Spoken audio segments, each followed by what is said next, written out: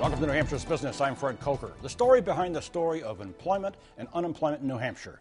With my guests in just a minute, but first let's look at a dashboard of employment in New Hampshire. Here are the facts. Labor force 747,000, unemployed 706,000, unemployed 40,000. You can see the numbers.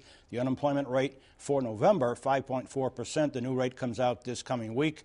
The lowest rate is in Grafton County at 4.3%. That's in the Upper Valley. The highest rate, Coos County in the North Country at 8.4%. With me to talk about this and more is the Commissioner of Employment Security for the state of New Hampshire, Tara Reardon. Welcome. Great to be here, Nice Fred. to have you. Before we get into the graphs that you brought with you, because they're very interesting, that low and high unemployment rate, the low in Grafton and the high in Coos, not surprising? Not surprising to us at all. Lebanon, Hanover area, traditionally very, very low unemployment rates due to the college and the hospital there. Right. Coos County, a lot of people, not a lot of jobs. Not surprising at all. Right, and the mills have closed and so forth. Yes. Let's go to a graph that you brought with you, and here's the first one. This is the growth in jobs from January of 08 to October of this past year, 2010. What are we looking at? We're looking at job loss over quite a period of time, and then, as you can see, since this past May, positive job growth. But from the lowest of November of 09 until November of 10, we actually added 17,000 jobs in the state of New Hampshire. Interesting. Now, the second graph you brought with you are initial claims and continuing claims.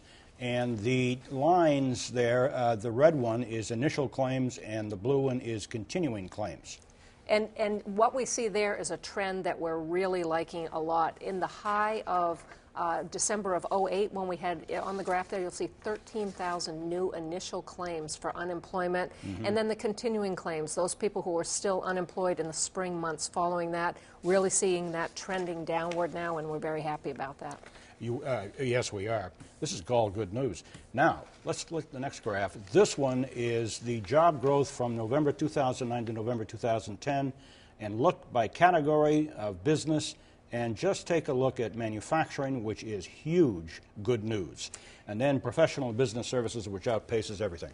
And the really good news, not only is it that those sectors have really increased, but you see increases across the board there. And all but the financial services sector, you're seeing job growth, which is great for our economy. It is, and even government has grown a little bit in this time of tough budgets. And the final graph shows a connection between exports and manufacturing. And again, let me describe the lines. The blue line on top is computer electronic equipment.